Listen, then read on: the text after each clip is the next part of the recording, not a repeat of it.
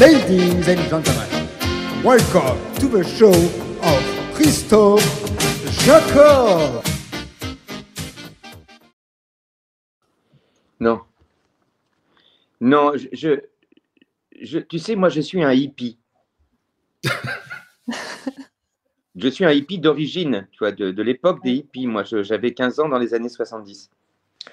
Et ma génération, on avait rêvé le cybermonde. On l'avait rêvé, on avait même écrit des livres, on rêvait de ce cybermonde. Pourquoi? Parce qu'on pensait que en libérant l'homme de la ville tâche, on allait ouvrir dans l'esprit humain un espace pour la relation, pour l'amour, pour le partage, pour l'échange, et que ça allait améliorer le lien humain parce que, comme on serait moins contraint par la ville tâche, eh ben, on allait affecter toute cette partie de notre cœur et de notre cerveau à nous aimer davantage, à nous relier davantage et à aller davantage vers les autres.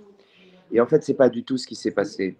En fait, ce qui s'est passé, c'est un petit peu la même chose ce qui s'est passé quand on a cessé de faire du calcul mental et de faire des divisions avec un stylo et qu'on a confié tout ça à la calculette. La zone de notre cerveau qui faisait du calcul mental et qui faisait des opérations mathématiques, eh ben, au lieu d'être affectée à autre chose qui allait donner encore plus d'ampleur au développement du cerveau humain, eh ben, cette zone s'est atrophiée. Et donc, victime de sa paresse, l'être humain a laissé cette zone s'atrophier. Maintenant, on ne fait plus de calcul mental, on ne sait plus faire de calcul mental. On confie ça à la calculette, comme on confie, par exemple, le repérage à un GPS, alors qu'avant, on avait des plans. C'était génial. C'est-à-dire que, en fait, ce qui se passe, chaque fois qu'on renonce à une opération mentale et qu'on confie ça à une machine, on devient plus con. C'est-à-dire qu'on ne devient pas plus intelligent, on devient plus con, on devient stupide. Et en fait, je pense que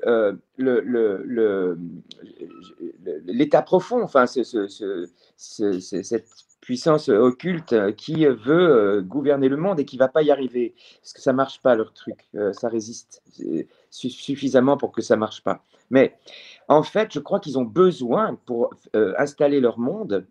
C'est-à-dire c'est une petite minorité, une élite de milliardaires qui va régner sur une majorité réduite d'êtres humains qui vivront de manière précaire, puisqu'il faut en tuer quand même 7,5 milliards dans leur projet. Bon, mais ils ont besoin, pour mettre en place leur projet, qu'on devienne con. Et donc, je pense que tous ces progrès qui finalement atrophient des zones de notre esprit qui sont destinées à développer notre mental et notre capacité mentale, eh bien, ça sert le projet, la connerie humaine sert le projet des globalistes, des mondialistes. Donc, aujourd'hui, on sent bien que le fait de vider notre cerveau de son activité, quoi, de priver notre cerveau d'un certain nombre d'activités qui l'aident à se développer, à rester vif, à rester dans une forme d'acuité, etc., ben, ça va quand même dans le sens merci de ce projet. Muchas gracias. Merci beaucoup. Merci beaucoup. Hein. Que Dieu vous bénisse. Et donc, ça ne va pas dans le sens de l'intelligence. Intelligare en latin, ça signifie se relier. C'est se relier. Intelligare, c'est se relier, voilà. C'est la faculté de se relier.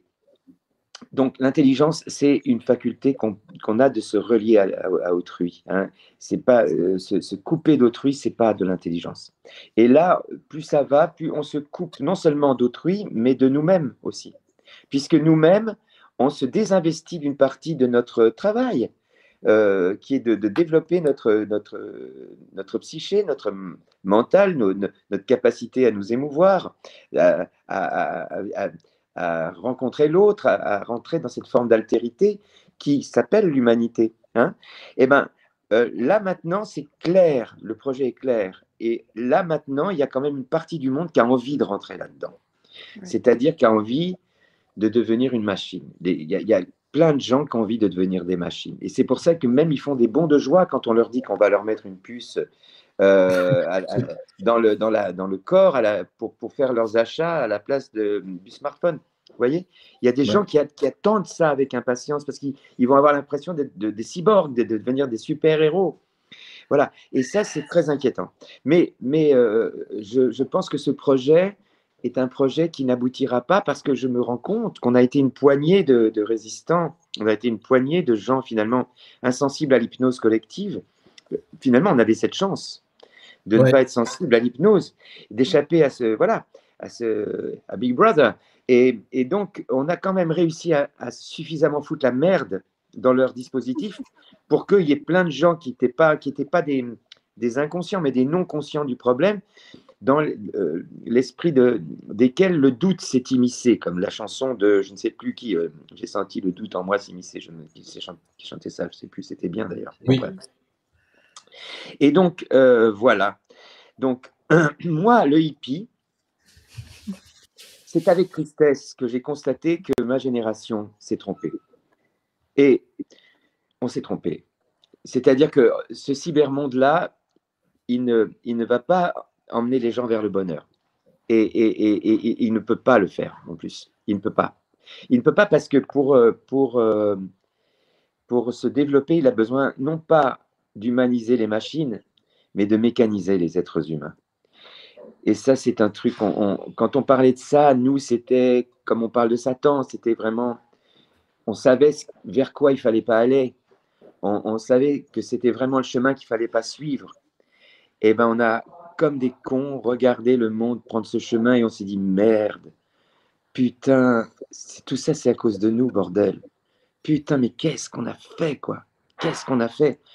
On a trop fumé, quoi. On a trop fumé. Il fallait qu'on s'arrête un peu, qu'on réfléchisse sans fumer, quoi. Et on a fait que réfléchir en fumant. C'est ça qui allait pas, tu vois? Parce qu'on ne se rendait pas compte en même temps. Tu vois, on n'avait pas le sida, on n'avait pas tout ça. Tu vois, on n'était pas conscient finalement de ce qu'on voit aujourd'hui. On n'imaginait même pas que ça puisse tourner comme ça, tu vois? Donc si la question c'était est-ce que j'aurais pu imaginer ça un jour? Je pense que ma réponse est, je crois que j'ai à peu près tout imaginé dans ma vie, mais à peu près tout. Mais ça, je ne pouvais pas imaginer ça. Parce que, en fait, je ne le voulais tellement pas, je voulais tellement le contraire en tant que hippie d'origine et définitif, que ça ne pouvait même pas rentrer dans mon esprit, l'idée que ça puisse être comme ça. Parce que je croyais que l'homme, il n'était pas comme ça. L'homme, enfin l'être humain, l'homme et la femme. Je ne croyais pas qu'il pouvait se laisser embarquer là-dedans. Ça, c'est la grande déception pour moi. Je ne suis pas en train de montrer les autres du doigt. Hein. Je suis en train de me montrer du doigt. Je me montre du doigt. Moi, le hippie qui s'est trompé. Voilà, sur l'avenir. Alors, j'essaye de corriger. Maintenant, j'essaye de corriger. Ben, tu vois, j'essaie d'expier mes fautes, en fait. Tu vois, c'est un peu judéo-chrétien comme attitude, mais je veux pas nier ma part de responsabilité dans le monde dans lequel nous entrons. On a laissé faire ça. On a même pensé que ça pouvait être bien. Et on s'est trompé. Donc maintenant, il faut essayer de réparer nos erreurs. Et pour les générations à venir, on n'a pas le droit de leur laisser un monde comme ça. Voilà pourquoi je me suis engagé dans ce combat. Je pense que le rap a sauvé la chanson française et a sauvé la chanson dans le monde, a sauvé la poésie. La poésie, le rap, c'est-à-dire toute la poésie urbaine, j'englobe la déclamation sans musique qu'on a appelée slam du nom du domaine qui recevait les poètes urbains qui venaient changer leurs textes, etc. Moi, j'ai commencé à faire du rap en 84 et de participer à des slam sessions aussi en 84 parce que ils m'ont sauvé, les rappeurs, ils m'ont sauvé de l'engourdissement de ce qui était en train de devenir la chanson française, qui sombrait pour moi dans le désastre des années 80, qui est un désastre musical, un chaos absolu, une sorte de forme de dégénérescence de la poésie chantée. Et eux, ils sont arrivés avec un besoin de technique d'écriture, avec des innovations incroyables, avec une recherche du mot, de la résonance à l'intérieur du vers. Il y avait vraiment un travail merveilleux sur le texte. Et justement, ils arrivaient à contourner les problèmes d'accès à la culture qui était posée justement aux populations précaires par l'absence de moyens qui leur étaient donnés justement de pouvoir acquérir les connaissances nécessaires à la pratique de la musique avec les sampleurs, etc. Ils ont, ils ont, ils ont, ils nous ont abreuvés d'un déluge de trouvailles extraordinaires et qui donnait une indépendance incroyable dans cette société de l'économie de marché dans laquelle tout le monde sombrait. Eux, ils ont réhabilité l'artisanat, ils ont réhabilité l'indépendance, la liberté. Moi, ils m'ont sauvé. Moi, ils m'ont sauvé les rappeurs et j'ai beaucoup évolué en vivant au milieu d'eux, en travaillant avec eux, en slamant, en rappant avec eux, etc. Et je pense que ils nous ont justement permis de ne pas sombrer dans la paresse au niveau de l'écriture. Ils nous ont permis d'ouvrir de nouvelles voies. Et moi, ça a été pour moi extraordinaire cette période du rap. Moi, ce que j'ai pas supporté, c'est ce qu'est devenu la chanson dans les années 90, tu vois, fin 80. J'ai pas, pour moi, qui suis un hippie, passé les années 70, je trouve que la chanson, la variété, le rock a commencé à se regarder dans le miroir, à se trouver beau, à faire le beau et à oublier finalement son essence et d'où il venait. Et le rap a été cette espèce de regain de jeunesse, de vertu, de liberté, etc. Ça, c'était la première chose que je voulais dire. Et merci aux rappeurs parce que moi, ils m'ont sauvé, les rappeurs. Et ils m'ont notamment aidé à me faire davantage confiance dans tout ce qui était improvisation, freestyle et compagnie. Et ça a été pour moi l'abrutissement. Il est venu pour moi plus de la prise de possession des médias par le pouvoir de l'argent. Jusque-là, il y avait malgré tout dans le monde médiatique une forme comment dire, d'ouverture vers le public, bien sûr, mais sous toutes ses formes. Et puis, on a réduit de plus en plus le spectre pour des questions mercantiles. Et tout ça est devenu de plus en plus un produit, et à un tel point que ça a aussi généré tout un cortège de créations frelatées qui étaient adaptées justement à ce que devenaient les grands médias. Et quand on parlait de paresse tout à l'heure, et là je te rejoins, la paresse pour moi, elle s'est développée partout où on a renoncé à faire fonctionner notre cerveau, c'est-à-dire l'esprit critique, les opérations, enfin, savoir faire des opérations, savoir mentaliser les choses, toutes les opérations qui impliquaient un engagement de notre esprit et de notre psyché qu'on a confié à la machine, nous ont rendus stupides et ont développé chez nous la paresse et non pas l'altruisme. Je pense aujourd'hui, vraiment sincèrement, que on est à un tournant.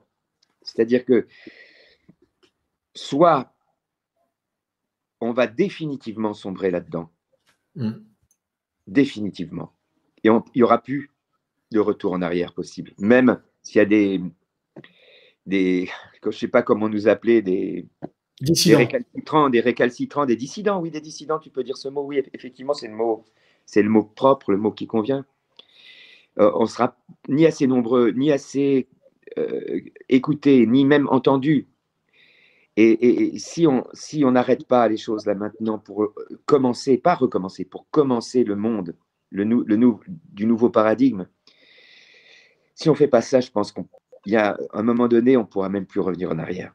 On les a drogués à toutes ces petites machines qui perfectionnent, qui rendent leur vie plus, je ne dirais pas plus facile, mais qui les font rêver, quoi. Tu parles à ton portable, il te répond, et toi, ça fait rêver les gens, ça. Tu te rends compte, ça fait rêver les gens. Et là, ils commencent à faire des robots. Ils commencent à faire des robots qui ont une forme humaine, qui vont servir les gens dans les restaurants pour pas qu'ils attrapent de n'importe quoi.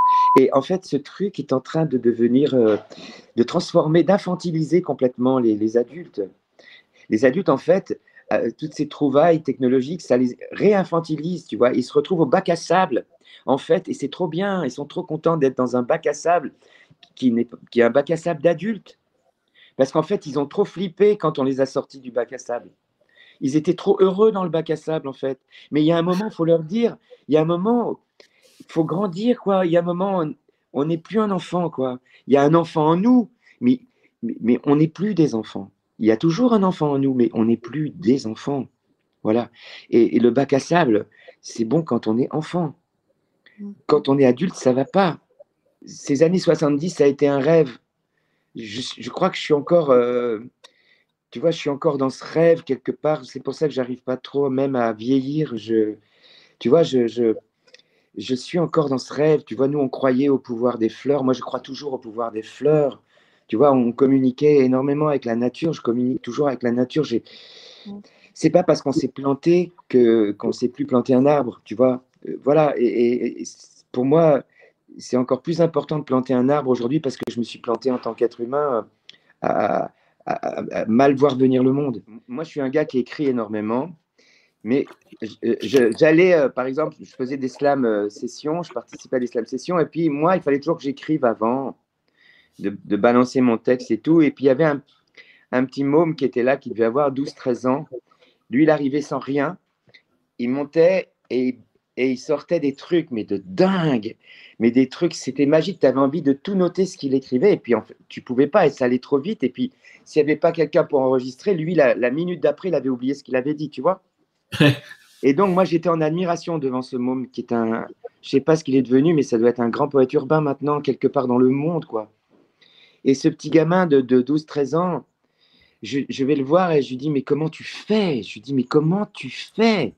Il me dit, comment je fais? Pourquoi? Mais comment tu fais pour arriver comme ça, avec un flow comme ça et sortir tous ces trucs-là?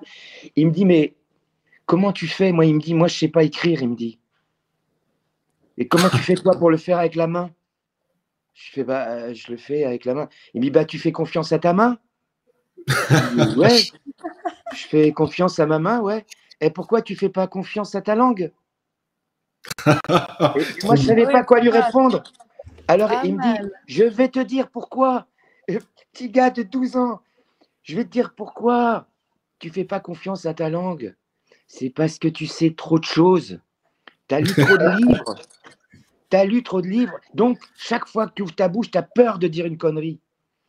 Mais ta main, elle n'a pas peur de dire des conneries, puisqu'après, tu rayes. Et tu as peur de dire des conneries parce que tu ne peux pas rayer ce que ta langue, elle sort. Alors, tu sais quoi, regarde. Fais confiance à ta langue comme tu fais confiance à ta main. Et si tu veux rayer, tu rayes. C'est facile. Je fais, mais comment on raye? Eh bien, tu recommences. Tu annules. Tu remplaces.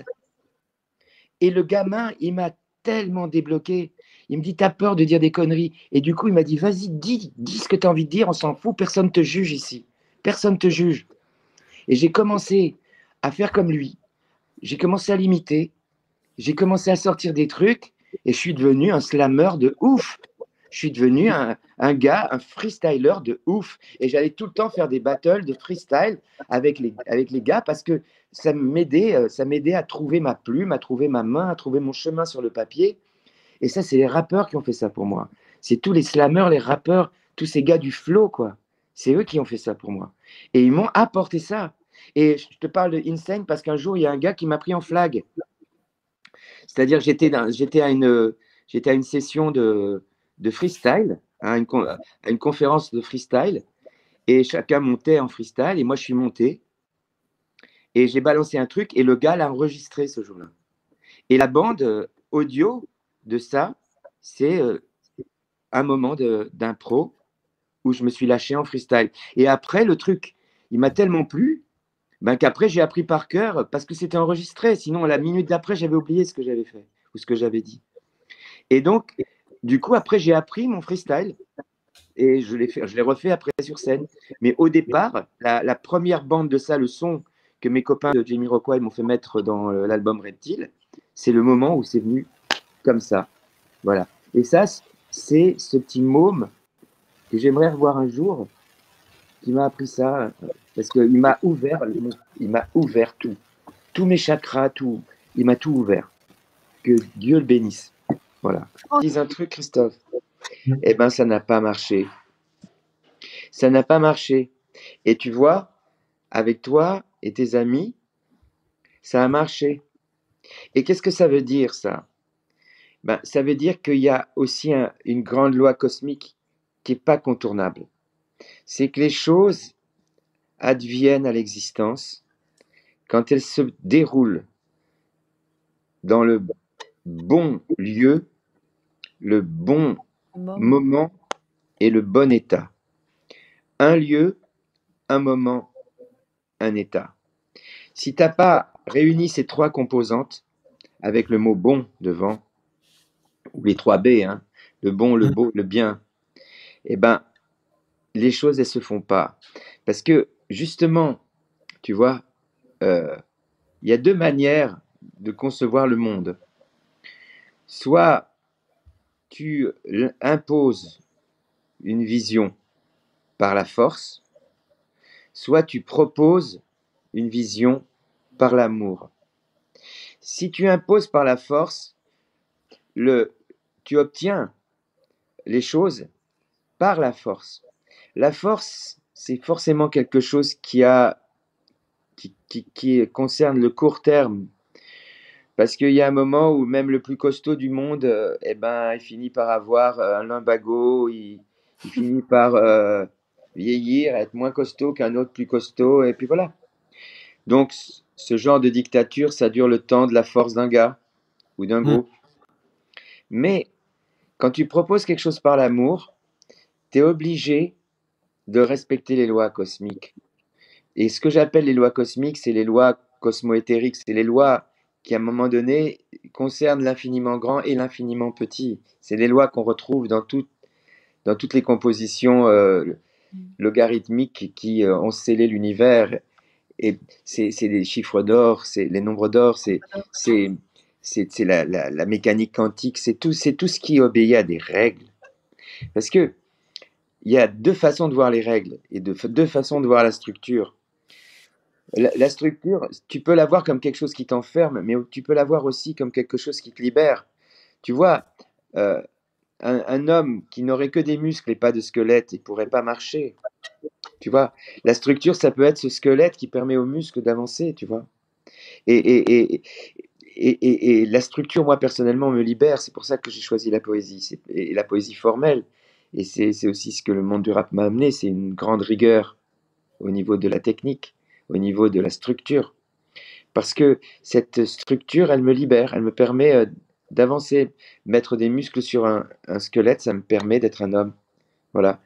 Donc, tu as mis en place tout ça, tu devais être dans le bon état pour le faire, ça devait être le bon moment pour le faire, et tu as trouvé le bon endroit pour le faire, et avec qui le faire. Il faut aujourd'hui, je pense que ce qui est bon pour chaque être humain, quand la question qui est posée, c'est quoi être, en fait.